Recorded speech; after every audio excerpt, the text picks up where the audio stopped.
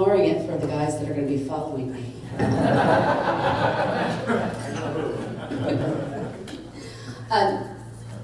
Sometimes politics is not the most important thing. I'd like to pause just and congratulate Debbie Moreno on announcing her retirement. Congratulations on being in a position where you're able to do that and do it with so much amazing work that you've left behind and a great legacy that others will follow. So I just... And yeah, and it takes time out, but that's really what this room is about. This is about the people in our community who are doing the work to change our community at the ground floor. And you're all here because the message that I hope that you're all here to send is government, get out of our way most of the time, and when you come in the room, make sure we're not already working on it when you show up. Because that's kind of been the calling card of my whole campaign. It's really supposed to be about people and not politics. What issues need to get done? What is it that we need to have the government help us with, or how does the government get out of the way? And I'm just sort of starting there, and I'm going to back up now and say thank you, north of the river, for having us here today, and for all of you for attending and caring about what is going on in your community, and for caring about these two races, and getting the pleasure of meeting so many fabulous candidates for the 1st District seat.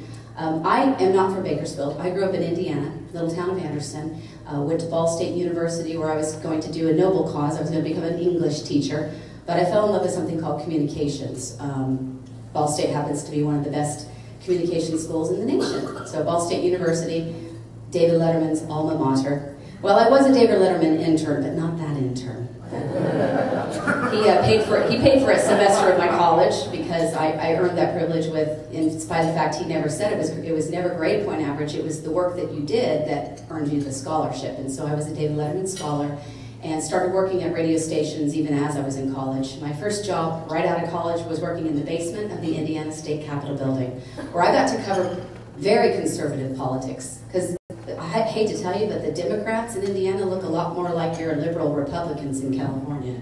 It's a little confusing when you move from the Midwest to California about where the politics are going. But so I ended up moving out west. I lived for 10 years in Las Vegas, again working in journalism, covering politics there. Another interesting twist is in Las Vegas, your city council is absolutely more powerful than even your state government. It's amazing because, of course, that's where the power is, that's where the money is, and that's where the influence is. So I got to experience very conservative and values in Indiana, moved to Las Vegas, which you would think is the city of sin, but it's really the city of business.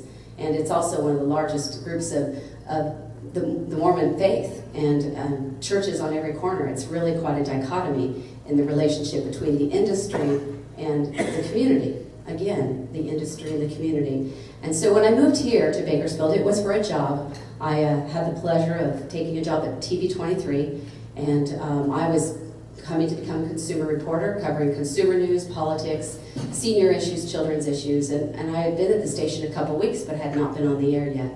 And I woke up like everyone else on 9/11 in 2001 and turned on my television and picked up the phone and called my dad, who's a retired firefighter, and I said, "Father, what's going on?" He said, "Well, you're in the media, you ought to know." I said, "Well, Dad, I'm at home and you've been awake for 3 more hours. Time difference, what's going on?" He says, "I'm watching it like you're watching it." And I said, "Well, I better go. I think they need me at work." And by the time I jumped out of the shower, the first tower had fallen, and I went and called my father again, and I said, "Well, Dad, how many?" And he knew when I said how many, I meant how many firefighters. And when he started adding it in his head, it was just a few. It was just a few, maybe a dozen off from the total number of firefighters that lost their lives. And so I left my home, and I said, "I love you, Dad. I probably won't talk to you for another 24, 48 hours. It's going to be a little busy." And my first live shot was in front of St. Francis Church, and I ended the day at Houchin Blood Bank. And the reason I use that day as an example, because it was the day that I moved home to Bakersfield.